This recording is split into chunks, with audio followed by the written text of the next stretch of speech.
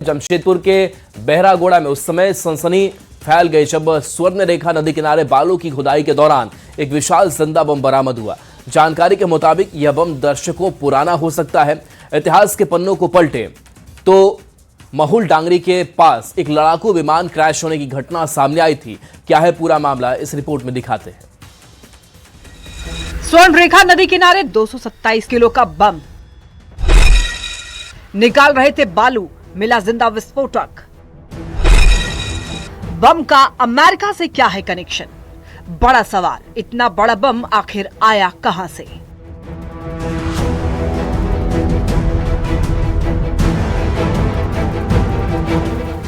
जमशेदपुर में दहशत है, लोग डरे हुए हैं और प्रशासन के सामने सबसे बड़ी चुनौती है बम को सुरक्षित तरीके से निष्क्रिय करना, क्योंकि ये घातक बम है। जी हां, जमशेदपुर के बहरागोड़ा थाना क्षेत्र में उस समय सनसनी फैल गई जब स्वर्ण रेखा नदी किनारे बालू की खुदाई के दौरान एक विशाल जिंदा बम बरामद हुआ। बॉम्ब स्क्वाड ने इसे शक्तिशाली बम बताया। कहा इतना बड़ा बम केवल सेना ही डिफ्यूज कर सकती है। घटना के बाद स्थानीय प्रशासन पूरी तरह सतर्क है। बम मिलने वाले स्थान को तुरंत ही सील किया गया। पूरे इलाके की घेराबंदी की गई है। प्रशासन ने आसपास के ग्रामीणों को सख्त निर्देश दिए हैं कि वो इस क्षेत्र के पास न जाएं और किसी भी तरह की छेड़छाड़ से बचें। जानकारी के मुताबिक मिसाइल बम का वजन करीब 227 किलो है। बम पर मेड इन अमेरिका लिखा है। दूसरे विश्व युद्ध के समय का बताया जा रहा है। महुल डांगरी के पास लड़ाकू विमान क्रैश हुआ था। हादसाग्रस्त विमान का हिस्सा हो सकता है बम। तब मिट्टी में धंसने के कारण ब्लास्ट नहीं हुआ होगा। इन तस्वीरों को देखकर सवाल उठता है कि क्या ये बम पुराना युद्धकालीन विस्फोटक है या फिर किसी बड़ी साजिश का हिस्सा। न्यूज़ 18 के लिए जमशेदपुर से आशीष तिवारी की रिपोर्ट। और चाईबासा से बड़ी खबर, जहां घर के विवाद में बेटे ने पिता की हत्या कर डाली है। डंडे से पीट कर पिता को मौत के घाट उतार दिया है। छोटी मां पर भी जानलेवा हमला किया है। डंडे से मार कर घायल कर दिया है। गंभीर हालत में सदर अस्पताल रेफर किया गया है। घटना के बाद से आरोपी फरार है। आरोपी की तलाश में जगह जगह छापेमारी पुलिस कर रही है। कुमार डूंगी थाना क्षेत्र का यह मामला सामने आया है। तो चाईबासा से बड़ी खबर, जहां घर से जुड़ा हुआ विवाद और इस विवाद में बेटे ने अपने पिता की हत्या कर दी। डंडे से पीट कर पिता को मौत के घाट उतार दिया है। छोटी मां की भी तस्वीर देखिए, जहां उस पर भी जानलेवा हमला किया है। डंडे से मार कर उन्हें भी घायल किया है।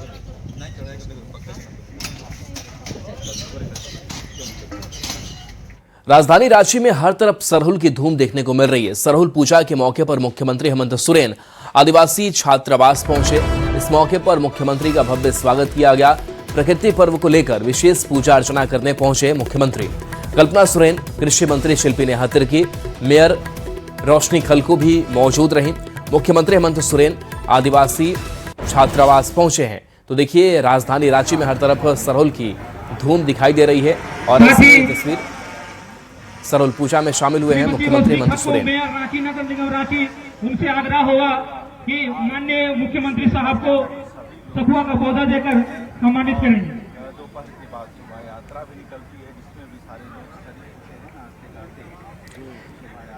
तो ये सीधी तस्वीर आपको हम दिखा रहे हैं, जहां पर इस प्रकृति के पर्व सरहुल के कार्यक्रम में पूजा में शामिल होने के लिए मुख्यमंत्री हेमंत सोरेन अपनी पत्नी कल्पना सोरेन के साथ पहुंचे हैं। शिल्पी नेहा तिर्की भी यहां पर मौजूद है।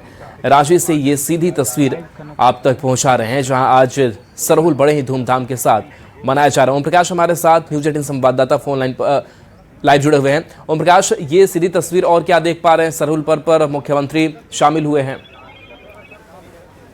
आज का दिन खास है और विशेष रूप से जो उत्साह है वो हर तरफ देखने को मिल रहा है। और इसी वजह से मुख्यमंत्री हेमंत सोरेन भी जो आदिवासी छात्रावास है वहां पर पहुंचे हैं। और इसके साथ ही उनके साथ जो उनकी धर्मपत्नी और नांडे विधायक कल्पना सोरेन हैं वो भी मौजूद हैं। और इस वक्त जो कृषि मंत्री शिल्पी नेहा तिर्की हैं वो भी मौजूद है। और विशेष तौर से अगर बात की जाए तो रांची मेयर के तौर पर नवनिर्वाचित जो रोशनी खलकों हैं वो भी मौजूद हैं। और विशेष रूप से इस वक्त हम आपको सुनाने की भी कोशिश कर रहे हैं। जो कृषि मंत्री जो हैं वो इस वक्त संबोधित कर रही हैं। और इससे पहले बता दें कि सरहुल जो पूजा है उसकी विशेष रूप से पूजा अर्चना जो है वो यहाँ पर की गई। मुख्यमंत्री हेमंत सोरेन के द्वारा पूरे विधि विधान के साथ जो पूजा अर्चना है वो की गई है। बता दें कि यहाँ से फिर थोड़ी देर में यहाँ पर रहने के बाद मुख्यमंत्री हेमंत सोरेन बिल्कुल तो धूमधाम के साथ सरहुल मनाया जा रहा है। मुख्यमंत्री की मौजूदगी है। शुक्रिया इस तस्वीर के लिए आपका।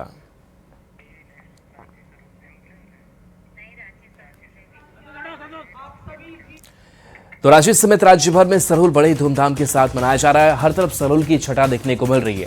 सरहुल को प्रकृति पर्व भी कहा जाता है। इस दिन सभी प्रकृति से जुड़े हुए चीजों की पूजा होती है, जिनमें पेड़ पौधे, जंगल, नदी सब कुछ शामिल है।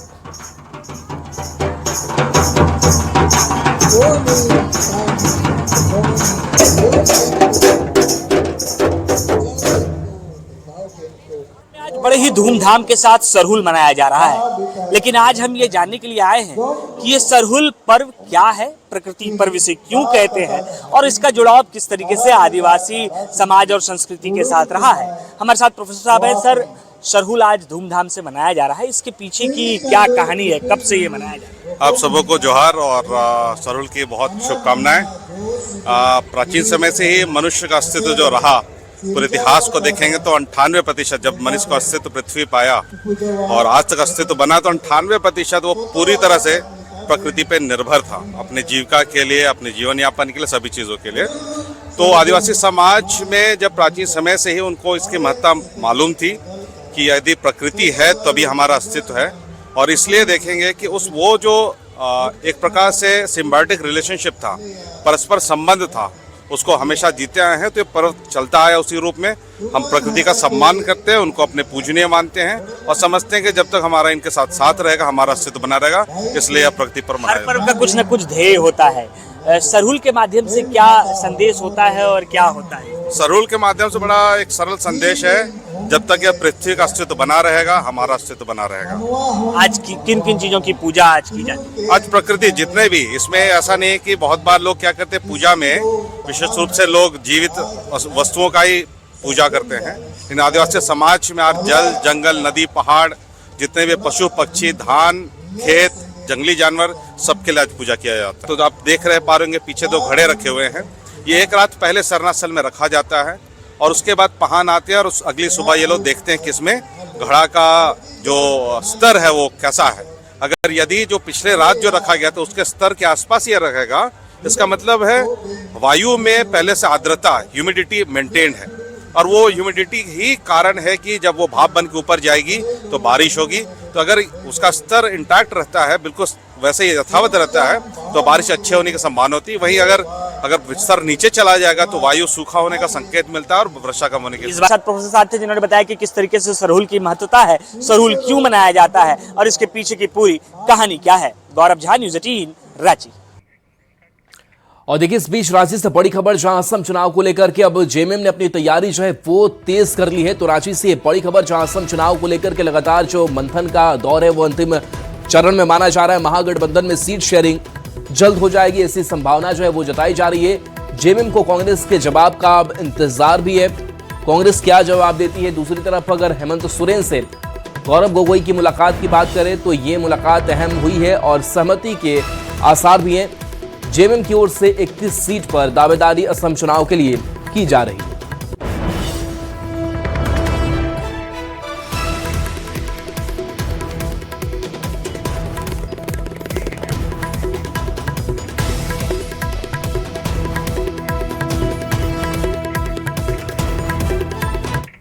खबर रांची से है, जहां कांग्रेस प्रदेश अध्यक्ष केशव महतो कमलेश की अध्यक्षता में 22 से 31 मार्च तक कुल्हान के ट्राइबल रिसर्च ट्रेनिंग सेंटर में 10 दिवसीय जिला अध्यक्षों का प्रशिक्षण कार्यक्रम आयोजित किया जाएगा। इसमें झारखंड के 25 और ओडिशा के 35 जिला अध्यक्ष शामिल होंगे। प्रदेश अध्यक्ष, प्रभारी, सह प्रभारी और राष्ट्रीय कांग्रेस के कई नेता उपस्थित रहेंगे। कार्यक्रम में मंत्री सीएलपी और डिप्टी सीएलपी सेशन लेंगे।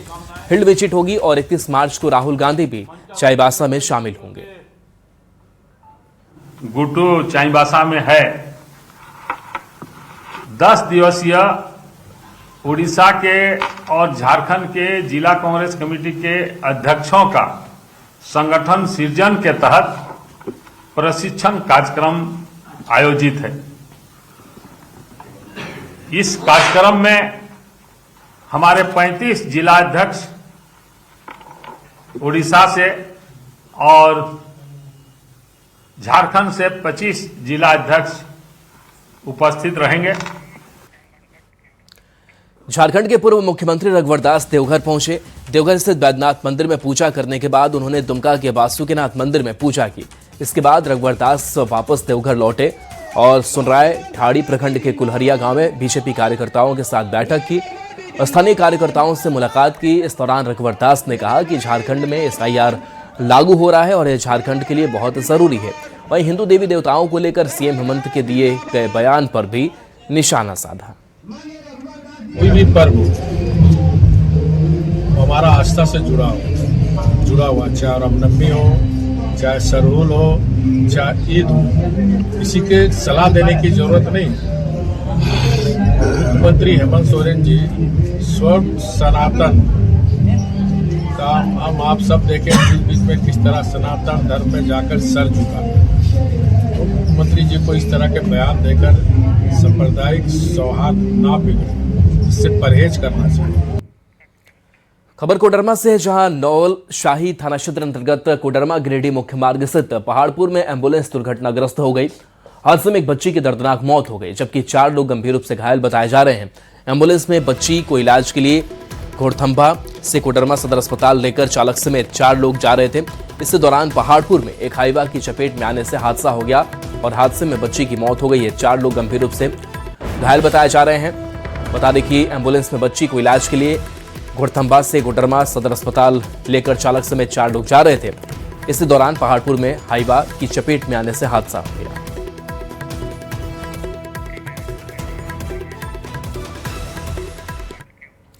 जमशेदपुर में स्थानीय कारीगरों और महिला समूहों को बढ़ावा देने की दिशा में एक अहम पहल की गई है। साक्षी स्ट्रेट माइल रोड में बने नए पलाश मार्ट का उद्घाटन किया गया। उपायुक्त कर्ण सत्यार्थी ने फीता काटकर नए पलाश मार्ट का उद्घाटन किया। यह मार्ट खासतौर पर ग्रामीण क्षेत्रों में निर्मित वाद्य यंत्रों और महिला स्वयं सहायता समूहों के बनाए गए घरेलू उपयोगों के सामानों की बिक्री के लिए तैयार किया गया है।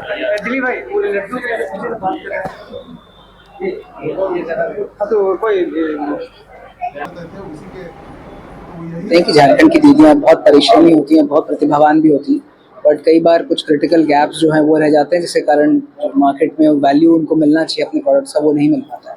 तो हमारे पूर्वी सिंहभूम का जो one of the busiest markets है साक्षी, वहाँ पे 3 अलग अलग यूनिट्स का आज शुभारंभ दीदियों के द्वारा स्वयं किया गया। एक जहाँ म्यूजिकल इंस्ट्रूमेंट जो अंधारजोर के ग्रामीण लोग हैं वो बेचेंगे। पूर्व में भी वो लोग यहाँ पे ओपन में एक दिन लगाते थे, बट अब उनको एक परमानेंट प्लेस। तो परिवार ये इतना छोटा दुकान, ये तो खाली शोरूम हुआ। हम लोग सर से मांग किया DC सर से कि खाली जमीन जो है ये हम ही लोग का दखल में था, वहाँ से वहाँ तक। तो फिर वो जमीन अगर हम लोग को मिल जाएगा तो बहुत ही अच्छा होगा। बिल्कुल मिलेगा। इसी के लिए हम लोग अभी कोशिश में लग रहे हैं कि पिछले बार जैसे पिछले साल हम लोग का जो टर्नओवर हुआ था वो 2 करोड़ लगभग हुआ था, तो इस बार हम लोग अब सोच रहे हैं कि अब जिला में हम लोग जब आ गए हैं तो कम से कम नहीं तो उसको 5 करोड़ का डबल, कम से कम 5 करोड़ का टर्नओवर हम लोग करके दिखाएं। मेदिनीनगर शहरी जलापूर्ति फेज 2 योजना का लाभ इस बार भी गर्मी में शहरवासियों को नहीं मिल सकेगा। 176 करोड़ की योजना का निर्माण कार्य धीमी गति से होने की वजह से इसका लाभ नहीं मिल पाया है। दरअसल योजना का कार्य मार्च 2026 में पूरा करना था। कार्य धीमी गति से होने को लेकर सांसद ने भी संवेदक को फटकार लगाई। फिलहाल दिसंबर तक निर्माण कार्य पूर्ण करने का समय लिया गया है। शहरी जलापूर्ति फेज 2 योजना फिलहाल योजना का लाभ नहीं मिलेगा। मौजूद हूँ मेदिनीनगर के हाउसिंग कॉलोनी इलाके में, जहां पे आप देख सकते हैं कि फेज 2 जलापूर्ति का यहाँ पे ट्रीटमेंट प्लांट बन रहा है और यहाँ पे निर्माण कार्य चल रहा है। अलग अलग यूनिट का निर्माण कार्य चल रहा है। आपको बता दूं कि ये जो जुडको जो है RK सेल्स इंजीनियरिंग कंपनी को इसका कॉन्ट्रैक्ट दिया है और वो कंपनी इस निर्माण कार्य को कर रही है। 176 करोड़ की यह योजना है और मार्च 2026 में इसको कंप्लीट करना था। हालांकि कंपनी ने एक्सटेंशन लिया है और दिसंबर माह तक इसको पूरा करना है, उसको लेकर के आप देख सकते हैं कि निर्माण कार्य यहाँ पे चल रहा है। इसके अलावे शहर के अलग अलग स्थानों पर इससे जुड़े निर्माण कार्य हो रहे हैं, वो चाहे पाइपलाइन का काम हो या फिर जल मीनार का काम हो। और अगर हम यहाँ पे बात करें हाउसिंग कॉलोनी की, तो यहाँ पे जो वाटर ट्रीटमेंट प्लांट का अलग अलग यूनिट तैयार किया जा रहा है, जो कि आप तस्वीरों में देख सकते हैं किस तरह के हालात अभी हैं। जी, एक्चुअली क्या है कि इसमें विभागीय कुछ डिले हुआ, जैसे कि डिजाइन ड्राइंग हम लोग का अप्रूव लेट से मिला, जिस वजह से हम लोग काम जो है लेट से शुरू कर पाए। चीजें जो है कंपनी के सामने बाधा उत्पन्न हो रही है परमिशन का, उसको लेकर के भी कंपनी को झेलना पड़ रहा है। ऐसे में अब देखने वाली बात होगी कि राज्य सरकार इस पे कितना गंभीरता दिखाती है और जल्द से जल्द ये योजना धरातल पर काम करेगी, ताकि यहाँ के लोगों को पेयजल संकट से सामना नहीं करना पड़े। नीलकमल, न्यूज़ 18 पलामू। विश्व गौरैया दिवस हर साल 20 मार्च को मनाया जाता है, जिसका उद्देश्य शहरीकरण और बढ़ते प्रदूषण के कारण तेजी से विलुप्त हो रही गौरैया के संरक्षण के प्रति जागरूकता बढ़ाना है। प्रधानमंत्री नरेंद्र मोदी ने भी अपने रेडियो कार्यक्रम मन की बात में विलुप्त हो रही गौरैया के संरक्षण पर जोर दिया था। यह दिन पहली बार 2010 में मनाया गया था, जिसकी शुरुआत भारत की नेचर फॉरएवर सोसाइटी की ओर से की गई थी। इंडियन बर्ड कंजर्वेशन नेटवर्क के स्टेट कोऑर्डिनेटर डॉक्टर सत्यप्रकाश बताते हैं, गौरैया के विलुप्त होने का कारण इंसान की बदलती जीवन शैली और खेती में कीटनाशक का उपयोग है।